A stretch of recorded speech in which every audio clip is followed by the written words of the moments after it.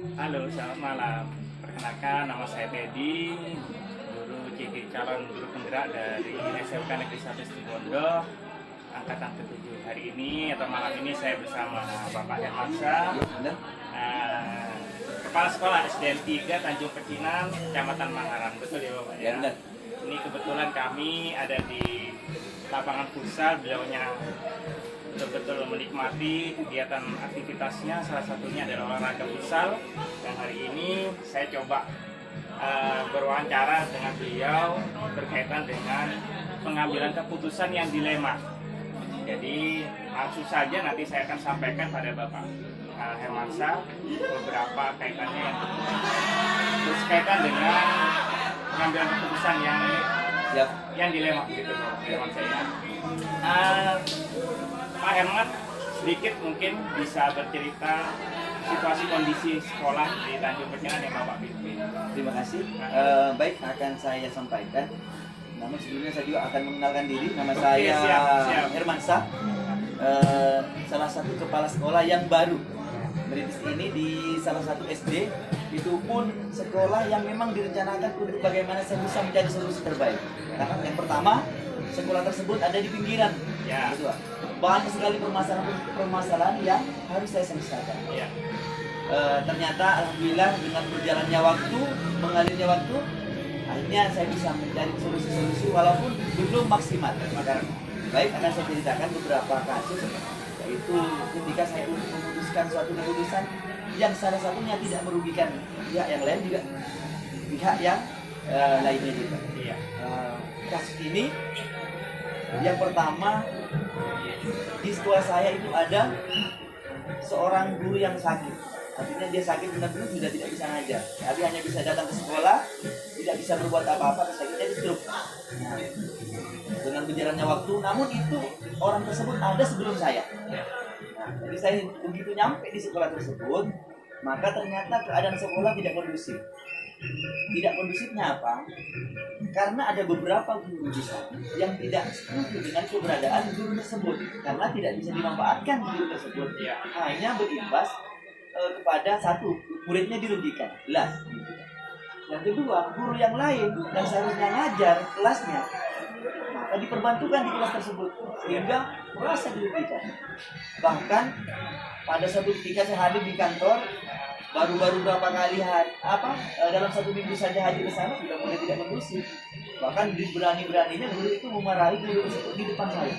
Padahal guru tersebut adalah guru senior di sana. Ya. Namun karena keberadaan sakit, mau tidak mau, apa boleh buat, ya terpaksa harusnya istirahat. Namun karena semangatnya beliau, saya tahu namanya Pak Adjon, saya sebutkan namanya. Ya. Boleh. Beliau dulu berasal dari sekolah unggulan di Kecamatan Mangaran. Sekolah induk lah di Kecamatan Mangaran. Mungkin diuji sama Allah sekarang beliaunya dari keadaan sakit, namun karena semangatnya beliau masih ada, tentu masuk walaupun masih belum bisa dimanfaatkan di sekolah SDN 3 sendiri. SDN 3 Tanjung Pecinan. Ya. Dari apa yang disampaikan Pak Irfan, selama ini setelah ada informasi atau kasus yang karena ini yang dihadapi saat ini, menurut Pak Irfan sendiri, sudahkah kasus-kasus dari kasus yang muncul ini diidentifikasi masalahnya dari awal? Baik, akan saya ceritakan. Sebelum saya berangkat ke sekolah tersebut, ada kebetulan teman saya yang senior sudah ngasih cara-cara bagaimana memutuskan suatu masalah. Oke. Pertama yang dilakukan seorang kepala sekolah adalah pertama harus mengenal dulu karakteristik guru yang ada di sana. Masing-masing ya. Juga harus itu langkah-langkah pertama. Kenapa? Karena kita tidak bisa mengetahui atau menyelesaikan suatu masalah kalau belum mengenal guru itu seperti apa di sekolah. Maka satu-satu guru harus mengenal. Ini yang pertama harus dilakukan. Karena mereka dari latar belakang pendidikan yang berbeda dan latar belakang ekonomi yang berbeda bisa saja berdampak kepada kinerja mereka. Bahkan keputusan-keputusan saya akan juga ada yang setuju, pasti ada yang tidak. Nah, itu yang pertama dilakukan adalah mengenal dulu setiap karakter guru yang ada. Itu yang pertama. Terus apalagi yang perlu ditanyakan? Belum melangkah ke studi kasusnya saya. Yang berikutnya ini mungkin lagi Pak Herman, Ya. Kaitannya dengan pastilah dari kepentingan itu atau dari permasalahan itu akan muncul nilai-nilai yang berkaitan dengan nilai kebajikan yang sama-sama benar, artinya sama-sama dilema tadi. Satu sisi memutuskan yang ini, nanti melihat sisi yang lain juga benar. Nah, kira-kira nilai kebajikan apa yang ada di situ? Sisi lain ini juga merupakan dilema juga sebenarnya buat kepala sekolah nantinya untuk memutuskan suatu masalah, di mana sisi lain kemanusiaan yang harus diputuskan. Sisi lain ini adalah hal target pendidikan harus tercapai. Ini yang dua-dua ini dilema ini. Satu, ketika saya mengikuti kemauan guru yang ingin menyingkirkan guru tersebut, jelas ini harus yang sakit harus cuti. Kalau sudah cuti akan berdampak kepada sertifikasi, di mana pada saat itu akhirnya orang tua tersebut, guru tersebut akhirnya cari solusi sebenarnya putrinya yang suruh ngajar untuk menggantikan si bapak. Namun karena putrinya tidak basicnya bukan pendidikan, karena dari gizi, ini juga tidak menyelesaikan masalah. Nah, ini tidak menyelesaikan masalah ternyata oleh guru-guru yang tidak mau dengan keberadaan guru tersebut. Akhirnya bahkan ada laporan, Pak, dulu kelas 1 pintar dia baca, begitu masuk di kelas 2 maka jadi bisa baca lagi dengan alasan karena memang gurunya tidak mau ngajar, tidak bisa ngajar karena memang latar belakang pendidikannya memang linear. Ini yang juga terpikirkan saya. Akhirnya saya panggil ke kantor orang yang bersangkutan, saya pendekatan dulu tanpa saya melibatkan guru yang lain karena ini soalnya lebih kepada kemanusiaan. Saya memutuskan juga repot ketika itu karena apa? Ketika saya harus dia dimutasi atau dipindah mutasi ke tempat yang lain, maka sekolah lain tidak akan menerima jelas. Udah pasti tidak akan menerima karena sakit. Yang pertama, yang kedua, ketika harus cuti, maka sertifikasinya kan tidak bisa dicairkan. Jelas karena sudah istirahat. Kan anaknya ini sempat nangis ke saya, Pak, minta tolong Pak, jangan sampai ayah saya ini harus cuti karena saya masih punya adik yang harus kuliah dan itu butuh biaya besar. Disitulah tantangan kepala sekolah untuk memutuskan ini. Ya, saya cari solusi. Mungkin adik mau tahu solusinya apa? Mungkin ada pertanyaan lain dulu sebelum. Artinya tadi juga disampaikan ada Pak Herman, langkah-langkahnya sudah masuk, artinya prosedurnya sudah masuk. Nah, artinya apa yang disampaikan menjadi jalan gitu ya, ada langkah-langkah. Yang berikutnya begini Pak Herman, apa yang sudah diputuskan oleh Pak Herman? Nah, kira-kira efektif atau tidak? Nah, pertama, keputusan pertama kan sudah, ternyata dengan adanya putranya itu masih tidak disetujui karena tidak linear. Akhirnya saya datangkan kembali guru tersebut yang bersangkutan, Pak, sebelumnya Bapak sakit apa sudah di sini sakit atau sebelumnya sudah sakit di sekolah asal? Ternyata beliaunya di sekolah asal itu juga sakit ternyata. Namun dulunya tidak melibatkan putranya. Dengan cara apa? Di sekolah asal dia hanya membayar guru lain dengan menggantikan jam belajar. Nah, akhirnya langkah-langkah itu yang saya lakukan. Namun ternyata di situ ada lagi permasalahan di keluarga beliau.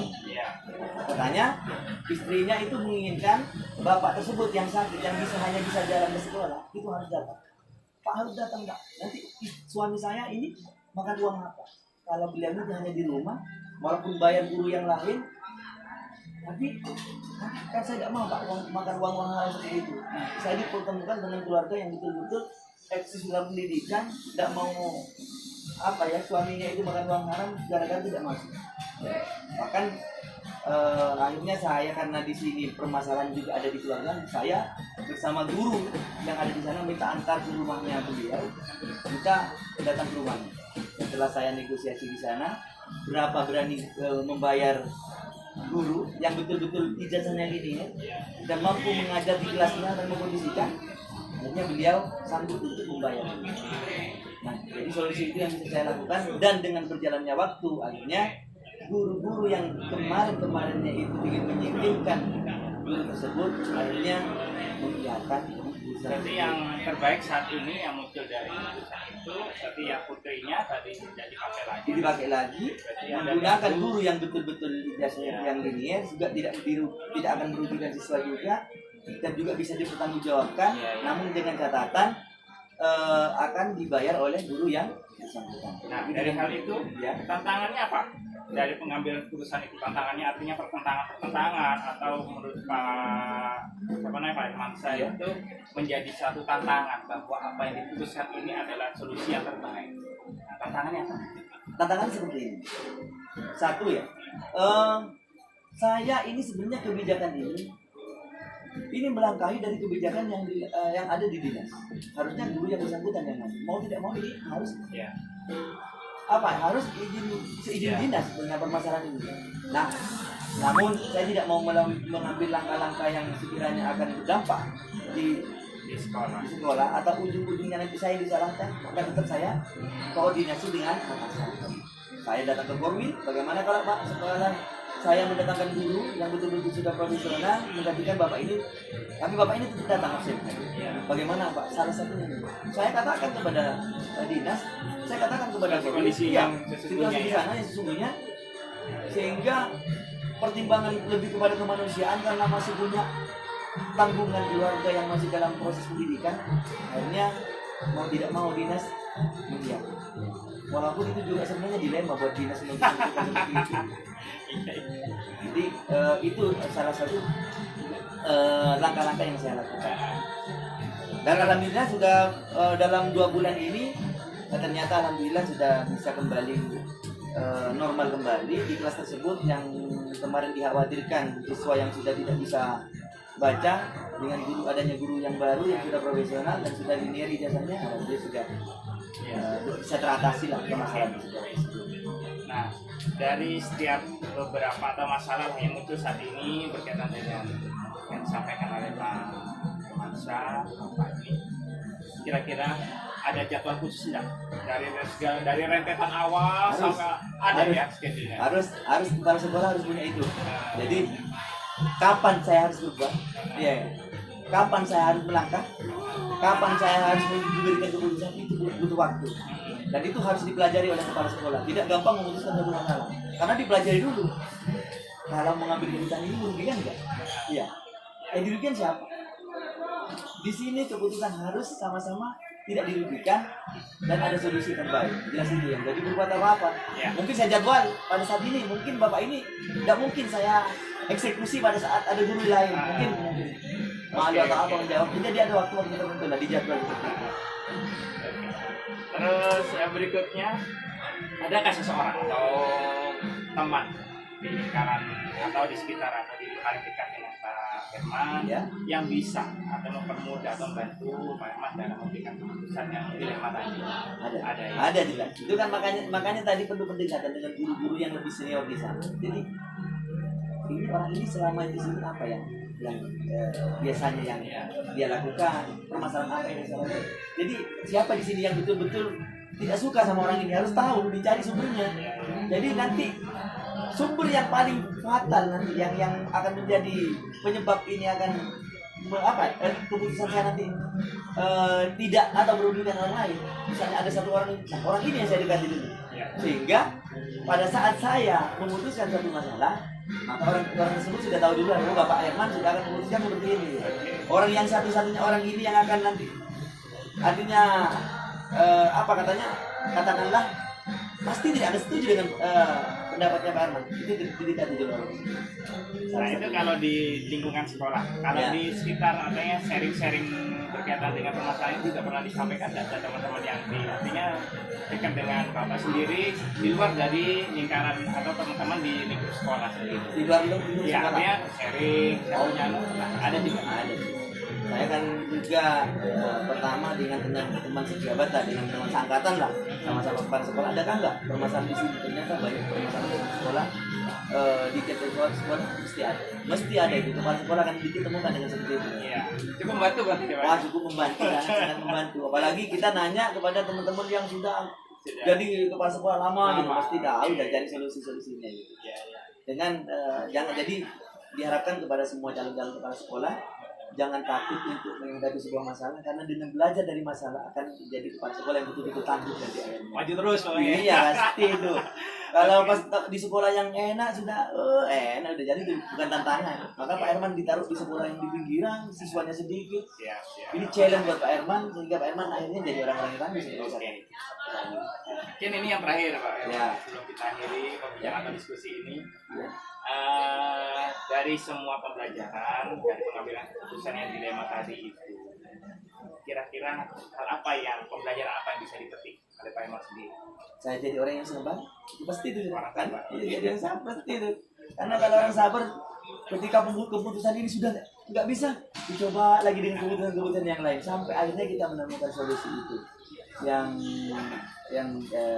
Jadi win-win solution ya. ya. Yes.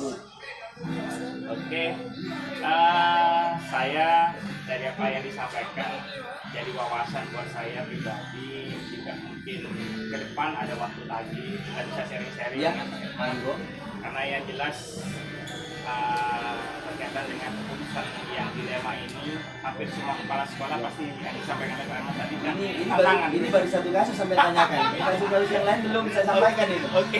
Dan banyak sih kita perlu sharing lagi. Jadi permasalahan apa yang lebih parah lagi dari banyak. Ya. Sebenarnya karena Pak Herman ditaruh di sekolah yang sangat penuh tantangan ya. Saya pribadi sebelumnya juga mohon maaf karena situasi kondisinya seperti ini. Ya nggak apa-apa. Saya juga mohon maaf. Ini karena sampai datangnya bukan waktu yang tepat sebenarnya ya. Saya lagi pakai kaos olahraga. Kebetulan saya hanya punya waktu saat ini. Dan baru saja sebelum ketemu dengan sampean ini saya ketemu dengan teman-teman guru agama. Dulu saya kan berangkatnya dari guru agama, dari kepala sekolah. Kita sering merencanakan program kegiatan untuk lomba-lomba di kabupaten, pentas pais di kabupaten. Kali baru selesai rapat, hanya bisa bertemu dengan saudara pada saat ini. Maaf di tempat olahraga ini kegiatan. Jadi mungkin di kantor bisa saya ketemu lagi dan waktu. Mungkin banyak permasalahan-permasalahan yang lebih sulit dari solusinya, mungkin tantangannya lebih sulit lah. Bisa di kantor. Oke. Ya sudah, kalau seperti itu saya sampaikan lagi, saya mohon maaf Pak Herman ganggu aktivitasnya, tapi yang jelas apa yang sudah disampaikan, saya juga banyak terima kasih, juga menjadi pengalaman buat saya bahwa setiap kasus-kasus pasti dihadapkan dengan permasalahan dilema. Iya. Nambah lagi, bukan hanya sabar keuntungannya itu. Ya. Dan juga selain sabar akan menjadi orang yang mampu menyelesaikan masalah sesulit apapun akan terselesaikan. Siap. Dengan banyaknya belajar. Oke, terima kasih Pak Herman. Ya. Hari ini, malam ini, beliaunya juga sudah menyampaikan panjang lebar kaitannya dengan pengambilan keputusan yang dilema. Akhirnya ada beberapa pesan dari yang beliau sampaikan akan menjadikan tantangan buat kita dan akan menjadikan kita orang yang sabar dan satu yang pasti, jangan takut, maju terus. Terima kasih, saya akhiri dulu. Assalamualaikum warahmatullahi wabarakatuh. Waalaikumsalam warahmatullahi wabarakatuh.